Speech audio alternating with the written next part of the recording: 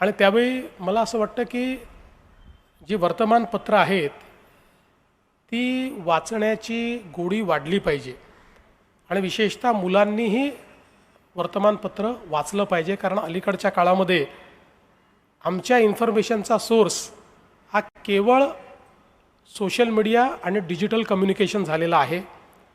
आणि विशेषतः मला असं वाटतं की त्याच्यामुळे आपला अटेन्शन स्पॅन देखील हा खूप कमी व्हायला लागलेला आहे. मला आठवतं की मी जेव्हा लहान होतो तेव्हा तर वर्तमानपत्र वाचायचोच, पण ज्यावेळेस मी नगरसेवक झालो आणि त्यावेळी एकदा प्रमोदजींशी मी चर्चा करत होतो, तर प्रमोदजींनी मला विचारलं की तू किती पेपर वाचतोस? तर मी म्हटलं मी 2 पेपर वाचतो. मला जास्त का वाचत नाही, राजकीय नेत्याने जास्त पेपर वाचले पाहिजेत, सगळं आपल्याला माहिती असलं पाहिजे. प्रमोदजींना म्हटलं की वेळ कुठे असतो प्रमोदजी, लोक सकाळपासून येतात.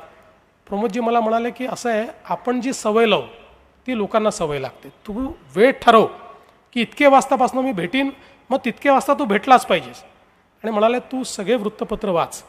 आणि मी त्यानंतर त्या काळात नागपुरात जेवढे वृत्तपत्र असायचे ते सगळे वाचायचो. आणि मला असं वाटतं की त्यातनं इतक्या विविध विषयांचं आकलन, अभ्यास, त्याची माहिती ही मला मिळायला लागली की मला असं वाटतं की एक आपलं जे काही विचार आणि नेतृत्व जे दोन्ही शेप होतं त्याच्यामध्ये वृत्तपत्रांचा एक मोठा फायदा हा मला झाला.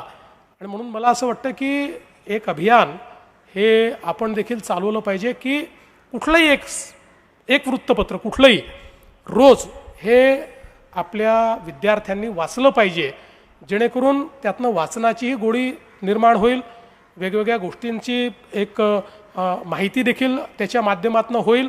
आणि मला असं वाटतं की त्यातनं निश्चितपणे हा जो काही आता अटेन्शन स्पॅन डेफिसिट हा खूप मोठ्या प्रमाणात तयार होतो आहे, त्यातनं देखील आपल्याला बाहेर पडता येईल.